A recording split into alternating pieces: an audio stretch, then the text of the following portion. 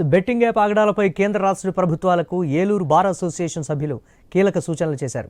Online betting యాప్ల నియంత్రణకు regulatory అథారిటీని ఏర్పాటు చేయాలని న్యాయవాదులు సూచించారు.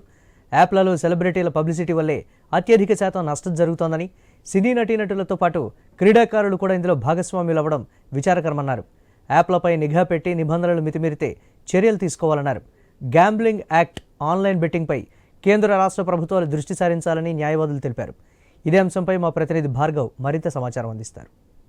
మనీ కోసం అలవాటు పడ్డ యువతను క్యాచ్ చేసేందుకు కూడా అటు బెట్టింగ్ యాప్లు కోకలలుగా దేశవ్యాప్తంగా వస్తున్నాయి. అందులో అటు రమ్మీ కానీ లేదంటే క్రికెట్ కానీ ప్రధాన క్రీడలపై కూడా ఈరోజు బెట్టింగ్లు ఆడుతూ చాలామంది యువత ప్రాణాలు కోల్పోతున్నారు. మరి దీనికి సంబంధించి న్యాయపరమైనటువంటి సలహాలు ఏ విధంగా ఉన్నాయని న్యాయవాదులు ప్రస్తుతం మనం ఏలూరు బార్ అసోసియేషన్ న్యాయవాదులు ఇక్కడ మనతో ఉన్నారు.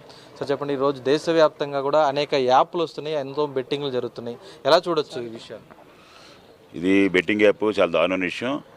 చాలా కుటుంబాలు కుప్పకూలిపోతున్నాయి. అంటే ఒక కుటుంబం కూలిపోయిందంటే సమాజం కూలిపోద్ది. దీంట్లో ఒక విషయం, విచిత్రమైన విషయం ఏంటంటే యాప్ని ఎవరైతే ఎవరైతే క్రియేట్ చేశారో వాళ్ళ మీద తెలియకోకుండా ఇది ఒక జోదాన్ని అలవాటు చేశారంటే ఎవరైనా సరే దాని సాధారణంగా డబ్బు వస్తుందంటే చాలామంది దానికి అలవాటు పడతాం అనేది సాధారణ విషయం. ఇది మరి అటువంటి పరిస్థితుల్లో ఈ యాప్ని ఏ రకంగా డౌన్లోడ్ చేశారు, యాప్ ఎవరు తయారు చేశారు, దాని మీద నిషేధించాలి. ఫస్ట్ గతంలో టిక్ టాక్ మీద చాలా ప్రభావం ఉన్నప్పుడు టిక్ టాక్ని నిషేధించారు ఈ దేశంలో. అదేవిధంగా యాప్ను కూడా నిషేధించాలి. మరి ఈ చిత్రం ఏంటంటే ఎవరైతే లెజెండ్స్గా ఉన్నటువంటి క్రికెట్ లెజెండ్స్ ఎవరైతే ఉన్నారో లేదా సినిమా యాక్టర్లు ఎవరైతే ఉన్నారో వాళ్ళు కూడా దీన్ని ప్రమోట్ చేయడం అత్యంత దారుణ విషయం. ఇది మరి ఈ కుటుంబాలు కూలిపోయే పరిస్థితి, సమాజానికి ఇది మంచి సంకేతం కాదు. ఇది నష్టపోతుంది ఈ రోజున సమాజం. కాబట్టి ఈ యాప్ల మీద కేంద్రం కానీ రాష్ట్ర ప్రభుత్వం కానీ తక్షణమే నిర్ణయం తీసుకుని ముందు యాప్ని రద్దు చేయాలి. దానికి ఎవరిచ్చారు పర్మిషను? దాన్ని డౌన్లోడ్ చేశాక ఆటోమేటిక్గా అందరూ ఆడుతూ ఉన్నారు. దీన్ని ఈరోజు ఇంటర్నేషనల్ మ్యాచ్లు జరుగుతున్నప్పుడు దానికి సంబంధించిన యాడ్లు కూడా వస్తున్నాయి. అంటే నమ్మకానికి సంకేతంగా ఉన్నటువంటి అటువంటి యాడ్లని ఆటోమేటిక్గా ఇవాళ ఎవరైతే ఉన్నారో యువత దానికి ప్రభావితం అయ్యి నష్టపోతుంది. దీనివల్ల అనేక మంది కూడా సూసైడ్ చేసుకోవడం దురదృష్టకరం. దీన్ని ఇప్పటికైనా కళ్ళు తెరవాలి ప్రభుత్వం, రాష్ట్ర ప్రభుత్వం కానీ కేంద్రంలో కళ్ళు తెరిచి ఈ యొక్క బెట్టింగ్ యాప్ ఏదైతుందో దాన్ని తక్షణం రద్దు చేసి ఈ సమాజాన్ని కాపాడాలని బాధ్యత అధికారంలో ఉన్న పార్టీలకి ఉందని విషయాన్ని చెప్తాను. జై శ్రీరామ్. ఇప్పుడు న్యాయస్థానానికి కూడా ఎన్నో కేసులు వస్తూ ఉంటాయి కదా, అందులో బెట్టింగ్లో నష్టపోయాను కానీ వారి ఆస్తులు తనఖాలు పెట్టిన కేసులు కూడా వస్తూ ఉంటాయి. అలాంటి వాటి ఘటనలు మీరు చూసారా? బోల్డ్ని ఎవ్రీడే కూడా న్యూస్ పేపర్లో వస్తుంది, సోషల్ మీడియాలో వస్తుంది. ఎవ్రీడే కూడా నిన్న కూడా చూశాను. 35 లక్షల రూపాయలు అతను కోల్పోయాడని, ఈ రకంగా కోల్పోయానని, 3.5 కోట్లు కోల్పోయానని చెప్పేసి కూడా వచ్చింది. వాళ్ళ పేరైతే నాకు గుర్తులేదు కానీ నేను చూశాను. అదని చాలా దారుణమైన విషయం. ఇది ఒకటండి, న్యాయస్థానాలు చట్టాలు తయారు చేసేవాళ్ళే దీన్ని తయారు చేయాలి తప్ప న్యాయస్థానం ఎంతవరకు తయారు చేస్తుంది విషయాన్ని, నేరం జరిగినప్పుడు దాన్ని సెక్షన్లు చేస్తుంది తప్ప ఏదన్నా ఉంటే ప్రపోజల్ చేస్తాయి. దీనివల్ల ఇంత ఇబ్బందులు వస్తున్నాయి, ఇన్ని లాట్ ఆఫ్ కేసెస్ దీంట్లో వస్తున్నాయి. కాబట్టి దీన్ని రద్దు చేయాలని ప్రభుత్వాన్ని ప్రపోజల్ చేయొచ్చు, కానీ చట్టసభల్లోనే దీన్ని చట్టం చేయాలి. Okay sir, thank you. Sir మీరు చెప్పండి సార్, ఇక్కడ ఉన్నటువంటి పరిస్థితుల్లో చాలామంది యువత విద్యార్థులు కూడా ఈరోజు ఈ బెట్టింగ్లు బారిన పడిపోతున్నారు. ప్రభుత్వాలు ఎటువంటి నిర్ణయాలు తీసుకుంటే మంచిది అనుకోవచ్చు? మొట్టమొదటిగా ఏంటంటే మనకి ఇది అసలు గేమింగ్ అనేది స్టేట్ గవర్నమెంట్ లిస్టులో వస్తుందండి. స్టేట్ గవర్నమెంట్ గేమింగ్ యాక్ట్లు చేస్తుంది. గేమింగ్ యాక్ట్లు అంటే మనకు తెలిసి కోడి పందాలు నిషేధించడం, ప్యాకాట్ నిషేధించడం, ఫిజికల్గా ఆడేవి, వీటికి గేమింగ్ యాక్ట్ ఉంటుంది. ఇది స్టేట్ లిస్టు. ఇప్పుడు ఇవి ఆన్లైన్ వచ్చేలాక ఏంటంటే సైబర్ అవ్వడం వల్ల స్టేట్ గవర్నమెంట్ పట్టించుకోవట్లేదు. సో కాబట్టి దీన్ని ఏంటంటే ఐటీ యాక్ట్ ఉంటుంది, సైబర్ క్రైమ్ యాక్ట్ కింద తీసుకురావాలి. తర్వాత స్టేట్ లిస్టులో గేమింగ్ యాక్ట్ కింద కూడా దీన్ని యాడ్ చేయాలి. తర్వాత దాని ఆరిజిన్, అసలు యాప్లు ఎవరు తయారు చేస్తున్నారో ఆ తయారు చేసే వాళ్ళని పట్టుకొని అసలు యాపే రిలీజ్ చేయకుండా ఉండాలి. యాప్ రిలీజ్ చేసిన తర్వాత ఏం చేస్తున్నారంటే రకరకాలుగా భయపెడుతున్నారు. ఒకసారి దాంట్లోకి ఎంట్రీ అయిన తర్వాత నువ్వు కనుక దీంట్లోంచి బయటకు వెళ్ళిపోయావంటే ఈ విషయం మీ నాన్నకి చెప్తాము, మీ ఫ్రెండ్స్కి చెబుతాము, మీ బంధువులకి చెబుతాము, లేకపోతే మీ ఇల్లు తాకట్టు పెట్టాలి, మీ పొలాలు తాకట్టు పెట్టాలి, మీ అకౌంట్లో డబ్బులన్నీ లాగేస్తాం, ఇట్లా యూత్ని బ్లాక్మెయిల్ చేస్తున్నారు. దీనికి కంట్రోల్ ఉండాలి. ఇప్పుడు మనకి ఇన్సూరెన్స్ ఉంటుంది. ఇన్సూరెన్స్కి ఏంటంటే ఇన్సూరెన్స్ రెగ్యులేటరీ అథారిటీ ఉంటుంది. అట్లాగే టెలిఫోన్స్కి టెలికాం రెగ్యులేటరీ అథారిటీ ఉంటుంది. అలా ఈ యాప్స్ కూడా ఏమైనా ఉంటే వాటికి ఒక రెగ్యులేటరింగ్ అథారిటీ పెట్టి వాళ్ళ దగ్గర లైసెన్స్డ్ వాళ్ళే యాప్లు రిలీజ్ చేయాలి. అప్పుడు దాని మీద కంట్రోల్ ఉంటుంది. లేకుంటే ఇప్పుడు సెల్ ఫోన్లు అలవాటు చేసాం కాబట్టి యూత్ నుంచి మనం వాటిని దూరం చేయలేం. అది అలవాటు చేసింది కూడా ప్రభుత్వాలే. రకరకాల కారణాల వల్ల ఎవడు సమాజం గురించి ఆలోచించకుండా ఉండడం కోసం, తల్లిదండ్రుల నుంచి ఆలోచించకుండా ఉండడం కోసం, గెలిచిన వాళ్ళే మళ్ళీ గెలవడం కోసం ఇవన్నీ పెడతారు. అంటే టీవీ సీరియల్ పెడతాం వల్ల ఉమెను దేశం గురించి ఆలోచించట్లా, సమాజం గురించి. అట్లాగే ఈ యాప్స్ పెడతాం వల్ల యూత్ కూడా అసలు సమాజం గురించి ఆలోచించట్లా, ఆ యాప్లో ఉండిపోతున్నారు. చాలామంది సూయిసైడ్ చేసుకుంటున్నారు. ఒక ఫ్యామిలీలో ఒక సూయిసైడ్ జరిగిందంటే ఆ ఫ్యామిలీకే కాకుండా ఆ బంధువులకి మొత్తానికి నష్టం జరుగుతుంది. కాబట్టి ఇది సమాజానికి లాస్. కాబట్టి ఖచ్చితంగా కాన్స్టిట్యూషన్లో ఉంది, కాన్స్టిట్యూషన్లో స్టేట్ లిస్ట్లో 34లో గేమింగ్ యాక్ట్ ఉంటుంది. ఆ 34లో ఉన్న గేమింగ్ యాక్ట్లో యాక్ట్ ఆల్రెడీ ఉంది. దాంట్లో ఈ యాప్లు, ఆన్లైన్ యాప్లన్నీ యాడ్ చేయాలి. తర్వాత ఖచ్చితంగా ఒక రెగ్యులేటర్ అథారిటీ పెట్టాలి. లేకపోతే సమాజంకి ఇప్పటికే సమాజంలో చాలా రుగ్మతలు ఉన్నాయి. సమాజంలో ఆల్రెడీ మనకు తెలియని సమాజం ఉంటుంది. ఈ సమాజంలో ఆకలి ఉంది, ఇంకా రోగం ఉంది, దరిద్రం ఉంది, దుఃఖం ఉంది, చీకటి ఉంది, ఇరుకుంది, మురికుంది, ఈర్ష్య, స్వార్థం, దేశం, అసమానతలు, కులభేదాలు, మతభేదాలు ఇవన్నీ ఉన్నాయి.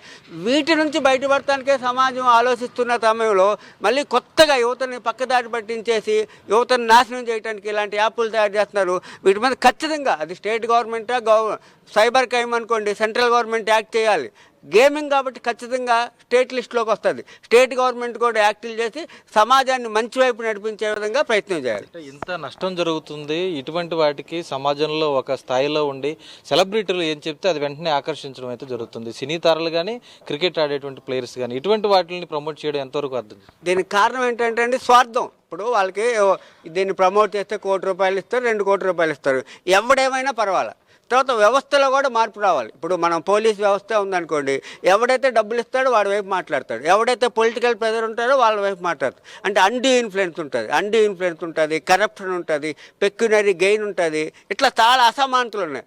ఆ వ్యవస్థలు కూడా మారాలి. ఆ వ్యవస్థలు కూడా మారాలంటే అసలు ప్రచారం ఉండాలి. ఇప్పుడు ఇంతకుముందు స్వామి వివేకానంద, బుద్ధుడు, మహావీరులు మనిషి ఎలా బతకాలో చెప్పారు. అలా బతకాలో చెప్తే వింటాడు. చెబితే వింటారనే దానికి చాలా ఉదాహరణలు ఉన్నాయి. ఈ దేశంలో 200 ఏళ్ళ క్రితం క్రిస్టియన్ లేడు, ఇప్పుడు చెప్తే వింటున్నారుగా, కోట్ల మంది ఉన్నారుగా. అంటే మంచి చెడు పక్కన పెడితే ముందు చెప్తే వింటున్నారు. అంటే చెబితే వింటారు, బోధనలు ఉంటే వింటారు. బుద్ధుడు బోధించాడు, మహావీరుడు బోధించాడు, స్వామి వివేకానంద బోధించాడు. అరే ఇలా బతకాలరా, అమ్మతో ఇలా ఉండాలి, నాన్నతో ఇలా ఉండాలి, ఇలా గేమ్స్ ఆడాలి, ఇలా గేమ్లు ఆడకూడదని చెప్పారు. చెప్తే ఖచ్చితంగా వింటారు. ఇప్పుడు చెప్పేవాడు లేడు కదా, చెప్పడానికి అసలు ఆడికే తెలియదుగా.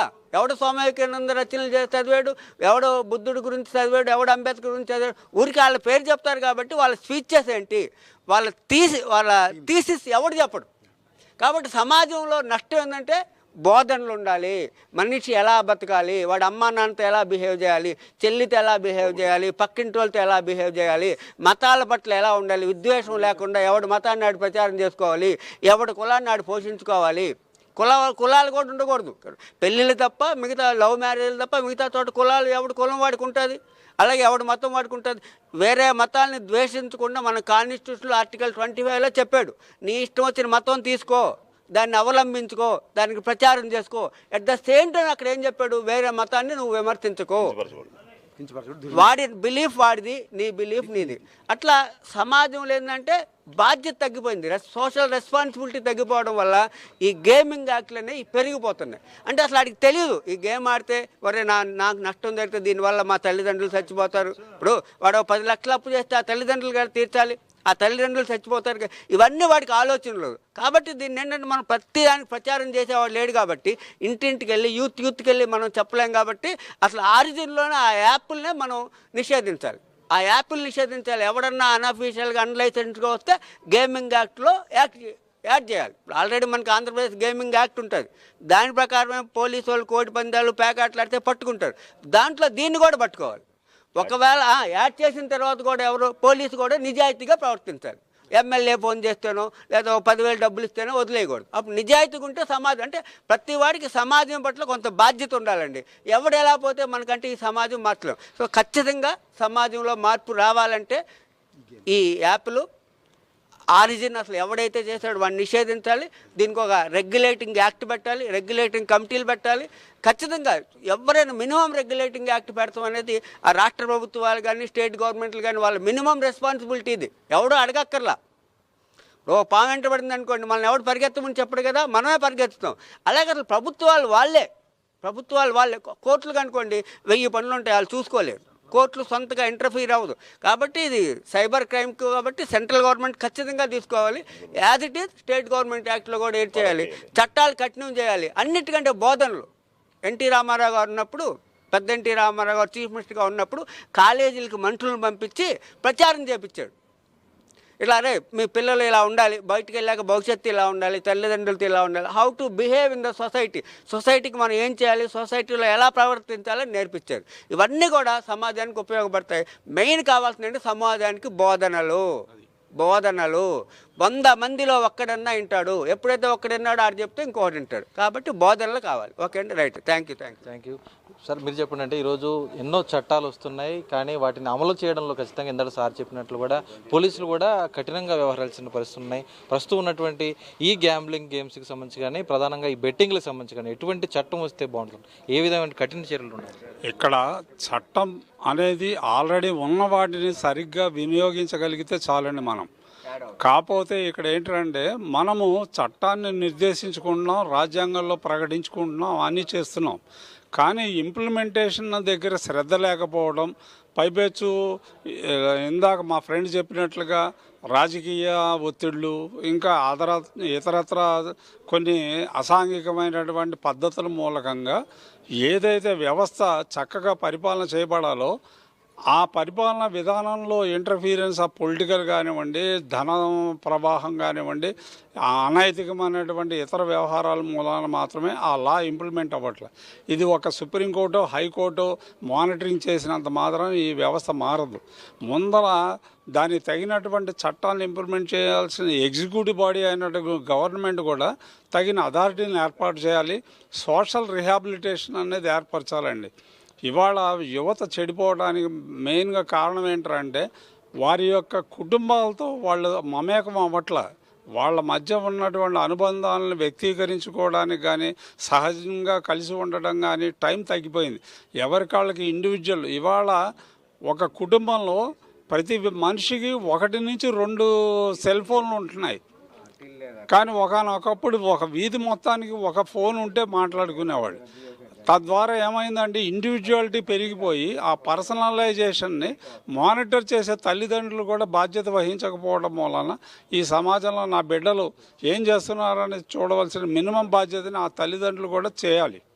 అంతేగాని అచ్చగా ఇదంతా గవర్నమెంట్ చేయాలి, లేకపోతే కోర్టులు చేయాలి, పోలీస్ వ్యవస్థ చేయాలనే బాధ్యత కాకుండా మన కుటుంబ వ్యవస్థ నుంచి దీన్ని పునర్నిర్మాణం చేసుకుంటూ వెళ్ళినట్లయితే మన భారతీయ గృహ సిద్ధాంతం, చక్కటి ఉమ్మడి కుటుంబాలు వ్యవస్థ ఇవన్నీ పోవడం మూలనే ఇప్పుడు సరైనటువంటి యువతకు మార్గదర్శకాలు లేకుండా పోతున్నాయి. కాబట్టి న్యాయ వ్యవస్థలో అనేక మార్పులు వస్తున్నాయి, చట్టాలు ఇస్తున్నాం.